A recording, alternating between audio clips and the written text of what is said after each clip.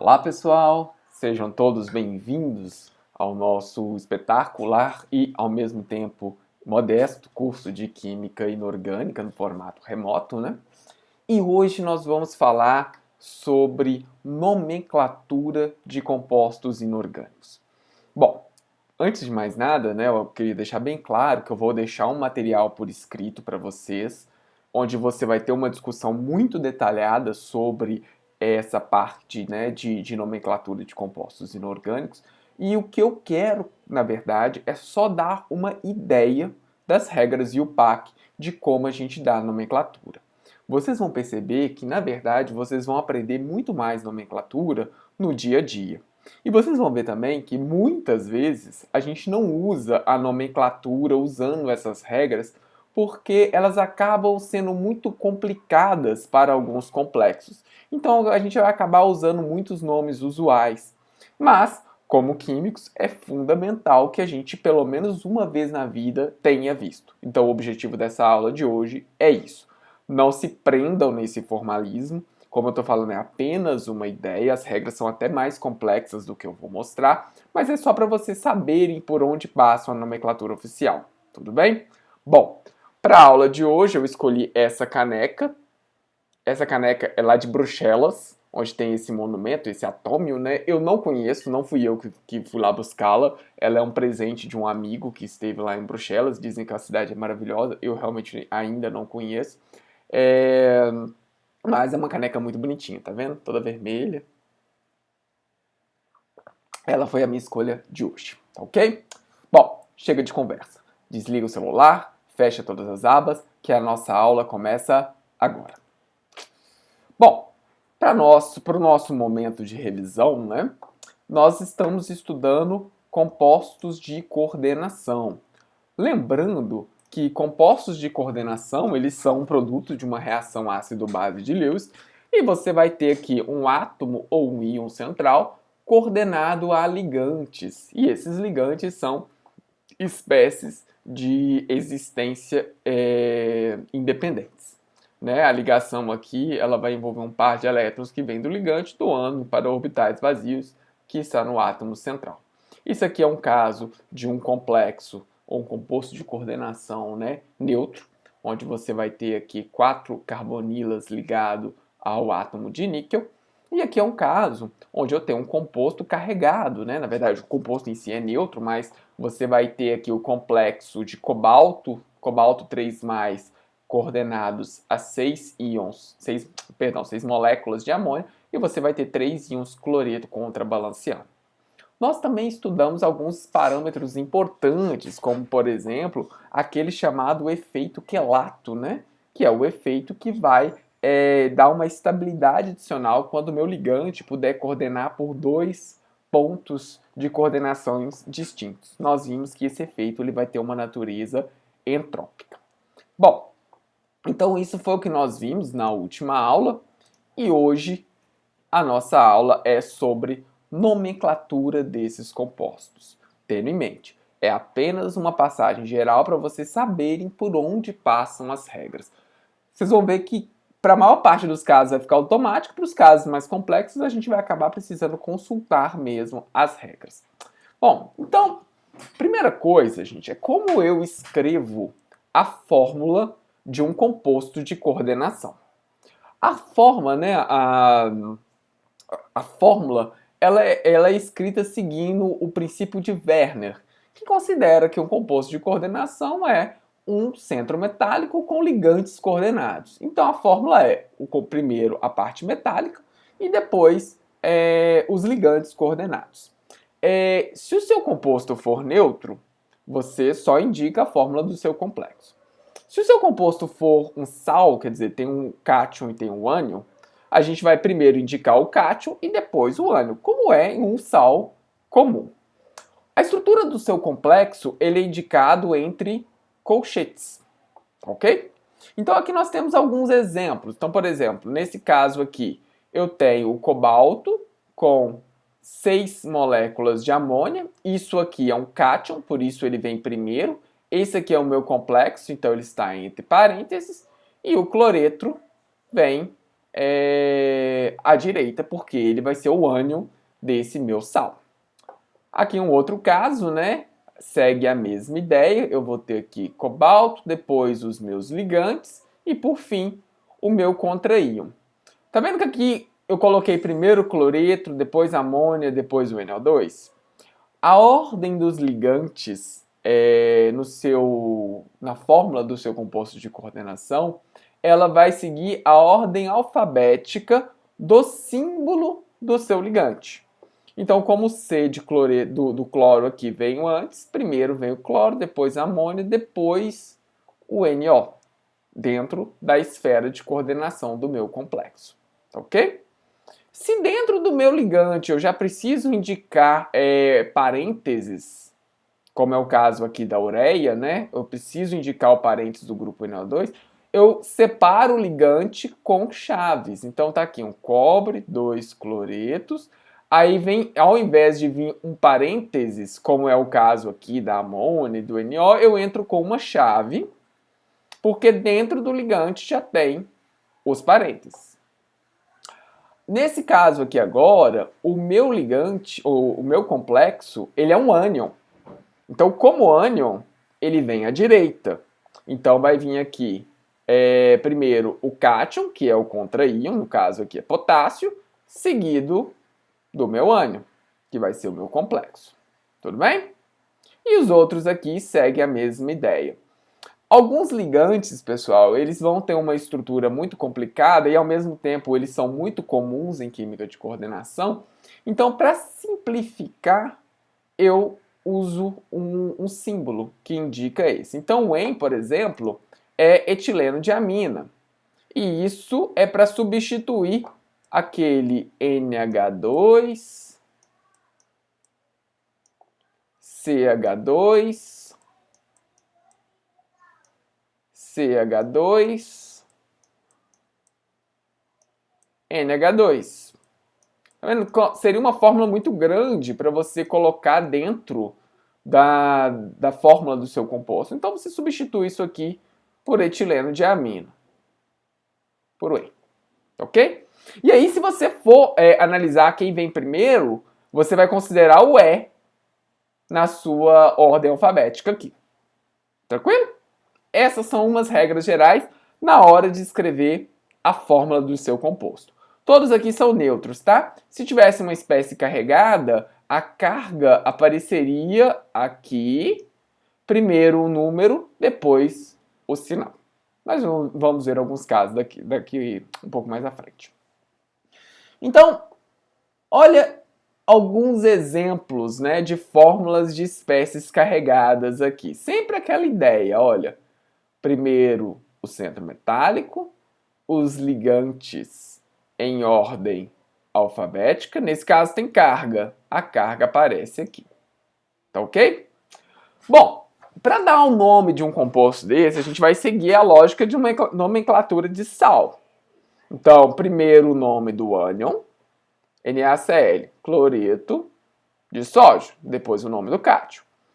Se tiver carga, você tem que indicar a carga em números romanos.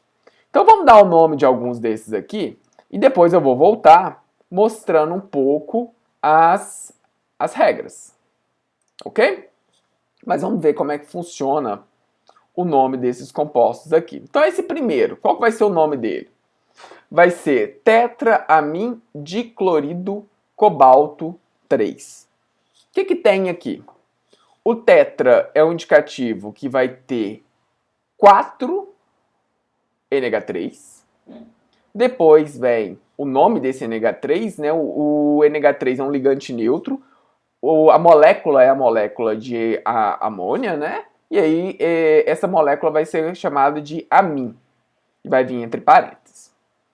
Bom, aqui o Cl, na verdade, é um Cl-, né? Um cloreto. Essa terminação eto, em complexo, ela vai virar ido. Então, vai ser 2 vezes, por isso o dia aqui, clorido. Depois, o nome do metal. O metal é cobalto. Cobalto com a carga, o NOx, do metal.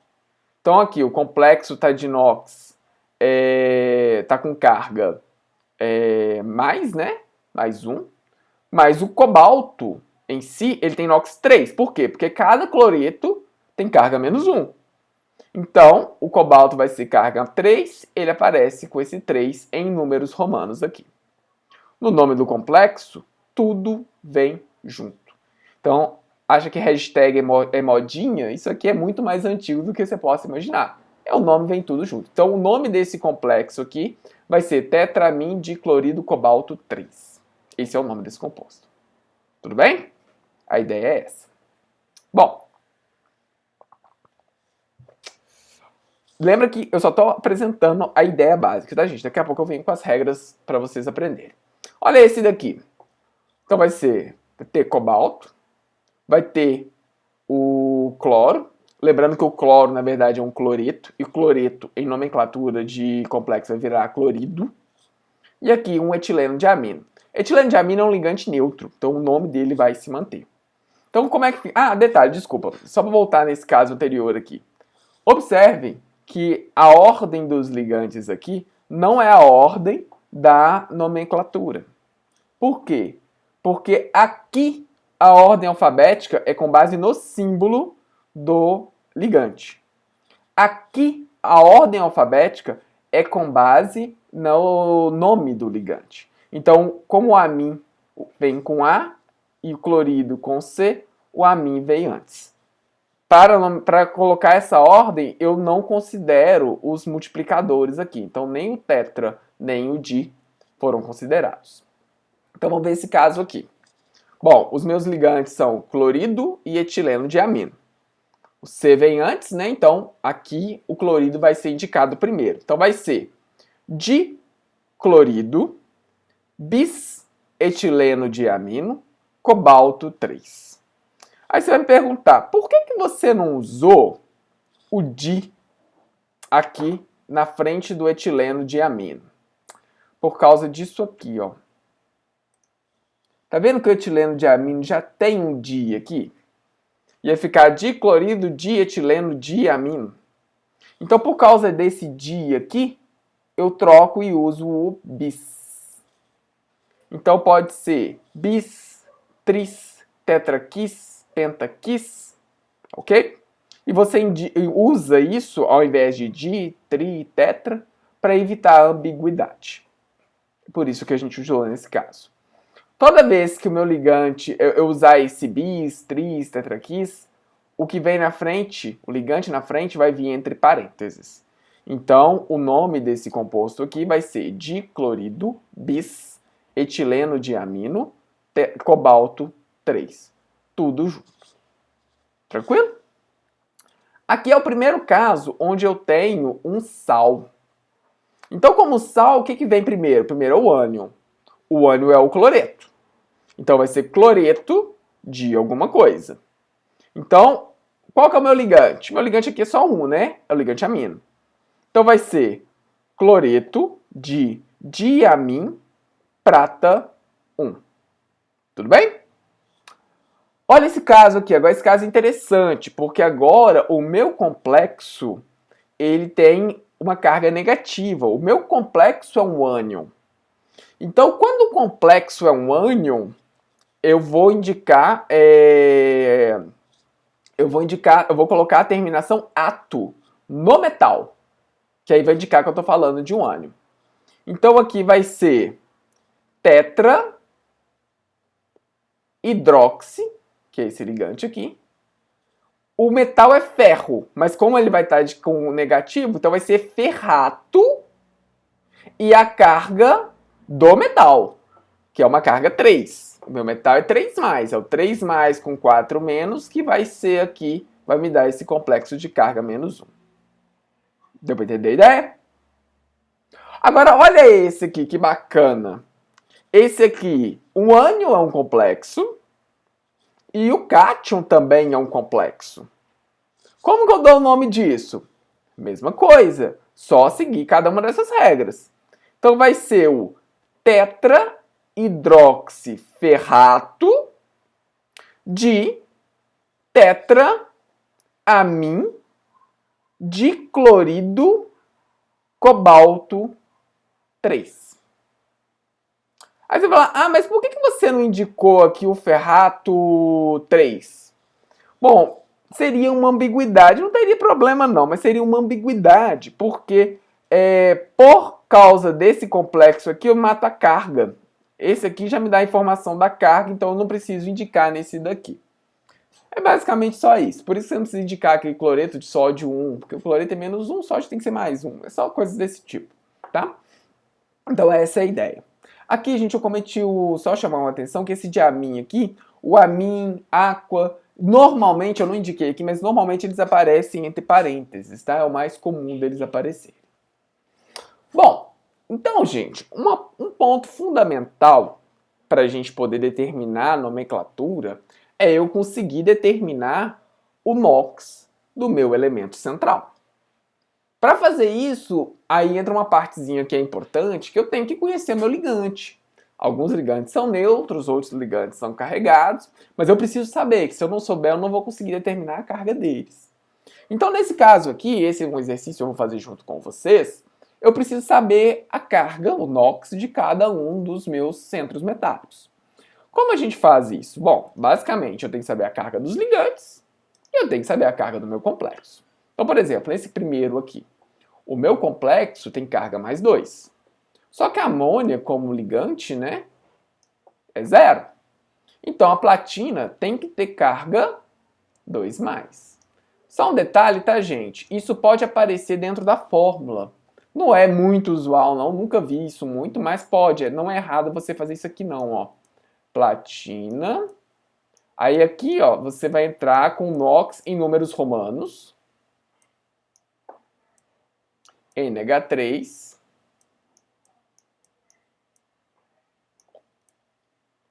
Quatro, 2+. Esse tipo de jeito de escrever a fórmula não está errado. Olha esse caso aqui. O cloro, a gente sabe que na verdade ele é cloreto como ligante. E o meu composto tem carga menos 2. Isso significa que o meu mercúrio tem que ter carga 2+. Aqui é um caso, não é um complexo, mas a ideia é muito parecida, né? O flúor tem menos 1. O meu fósforo aqui tem que ter carga mais 5. Que ao final da história, mais 5 menos 6 resulta nesse menos 1. Cianeto, como ligante, tem carga menos 1, né? Então, a prata aqui tem que ter carga mais 1. CO é um ligante neutro, carbonila. Então, o meu cromo aqui tem carga menos 2. Água é um ligante neutro. Então, o meu cromo aqui tem que ter carga mais 3. Água é um ligante neutro, mas a hidroxila tem carga menos 1, só que ela só aparece uma vez. Então, o meu complexo de carga mais 2 aqui tem que ter o alumínio de carga mais 3. Então, é isso que a gente tem que analisar na hora de determinar o nome. Lembrando que, ao final da história, né, gente, a carga do meu centro metálico tem que aparecer. Bom, isso aqui eu vou mostrar, mas é mais para vocês consultarem esses slides depois, que são os ligantes mais comuns que nós temos. Os nomes estão em inglês, mas a transferência para o português é mais comum. Vocês estão ouvindo uma trilha sonora aí de escândalo, né? É porque o que vem agora é aterrorizador. Quarentena, gente, tem que dar um desconto, porque com criança em casa é difícil. Mas, então, por exemplo, o hidrogênio, né, como ligante, ele é um hidreto. Então, o nome dele vai ser hidrito. O fluoreto vai ser chamado de fluorido. Esse aqui, gente, ele tem uma certa... Vocês podem encontrar em alguns livros o nome como fluoro. Essa era uma nomenclatura, não é que a nomenclatura mudou, mas o que mudou foi o entendimento da tradução. E aí agora o correto é chamar ele de fluorido. O mesmo vale para clorido, bromido, iodido, alguns outros vão ter nomes, tipo nitreto, azótido, enfim, cianido e alguns outros, tá? Amina vai ser chamado de amin, tal que está indicado aqui. E eu tenho vários outros, né? Por exemplo, aqui estão alguns exemplos de os bidentados. E alguns deles são muito comuns, aí são indicados por abreviações, etileno de amina, dietileno triamina, e alguns outros muito comuns. Esse aqui é o EDTA, que eu já comentei com vocês, né? Que ele é capaz de ligar de forma hexadentada. Outros também muito comuns, né? Acetilacetonato é um ligante muito versátil porque ele forma um anel quelato e essa carga fica deslocalizada, então extremamente estável. Bipiridina, que essa é a bipiridina duas linhas, porque aqui seria o carbono 1, então isso aqui é o nitrogênio na posição 2, aqui é 1, aqui é a posição 2, né? Aqui seria uma linha, duas linhas, então por isso que é duas linhas bipiridina, e é indicada por esse nome, BIP. Observe que também existe a 4 linha bipiridina, só que a 4 linha eu não vou conseguir formar um complexo, ele não vai conseguir atuar como um quelato, porque não tem como ele prender no metal aqui e no mesmo metal por aqui, a geometria não permite. Mas ele pode formar um polímero, né? Ele pode ligar um metal aqui e ligar um outro metal aqui nesse 4 linha. E aqui mais alguns bem comuns, fenantronina, ditilcarbamatos, outros. Que à medida que a gente vai usando, você acaba se acostumando a eles. A gente não vai precisar de muitos cuidados. Não peço para vocês prestarem muita atenção no acetilacetonato, na bipiridina, no etileno de amina e no dietileno triamina. Esses para nós vão ser muito importantes, é importante você saber, ok? Então vamos voltar às regras gerais, né, para a gente poder avançar um pouquinho. Então é sobre a nomenclatura de sal, né? Primeiro o ânion, depois vem o cátio. Então, nesse caso aqui, esse é o meu complexo. Qual que é o nome disso? Cloreto de diamin, prata. A carga da prata tem que ser 1. Por quê? Porque aqui, ó, se você olhar, aqui é menos 1. Então, meu complexo tem carga mais 1, certo? Como a minha tem carga 0, a minha prata tem que ter carga mais 1. Olha esse aqui. Esse aqui vai ser hexa ligante ao cianeto. Cianeto vai virar cianido. Cianido, aqui tá errado, desculpa, gente. Hexacianido. Ferrato, por que ferrato? Porque é um ânion. Isso aqui é um ânion. A carga aqui tem que ser mais 3 de potássio. Ok? Bom, aqui é só a esfera de coordenação vem entre colchetes, aquilo que eu comentei, né? E a ordem dos ligantes não necessariamente vai ser a ordem na nomenclatura. Então, esse caso aqui, esse complexo vai se chamar sulfato de tetraamin cobre 2. Esse aqui vai ser cloreto de hexaamin cobalto 3. Toda vez que você tem essa repetição de letras, pessoal, o ligante vai aparecer entre parênteses, tá ok?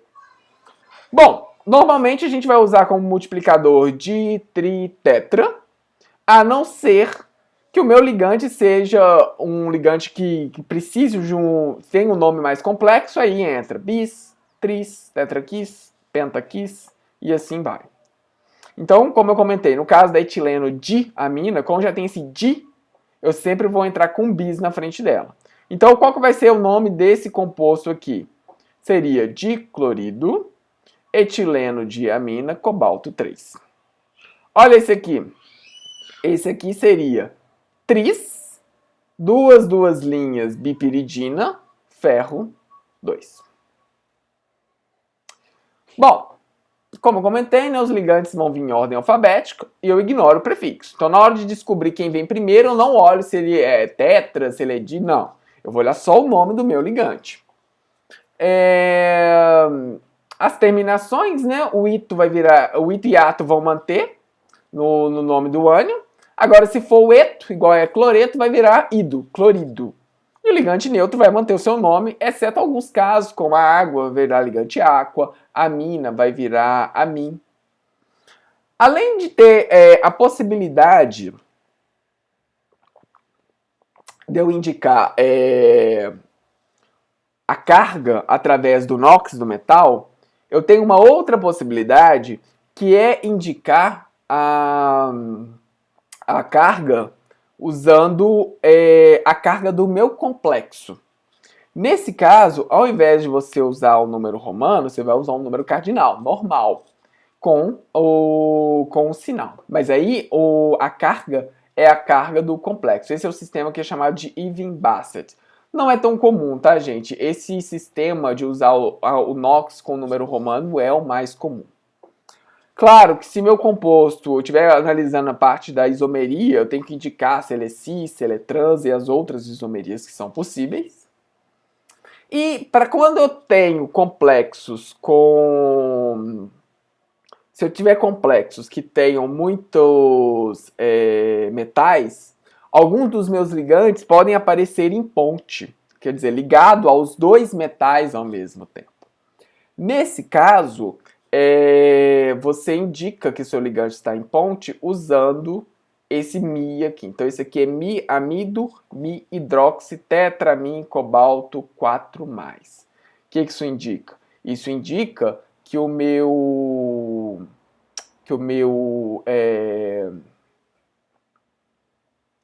isso indica que esse grupo amin e esse grupo hidroxi aqui, ele está em ponte entre dois átomos de cobalto. Basicamente essa é a ideia.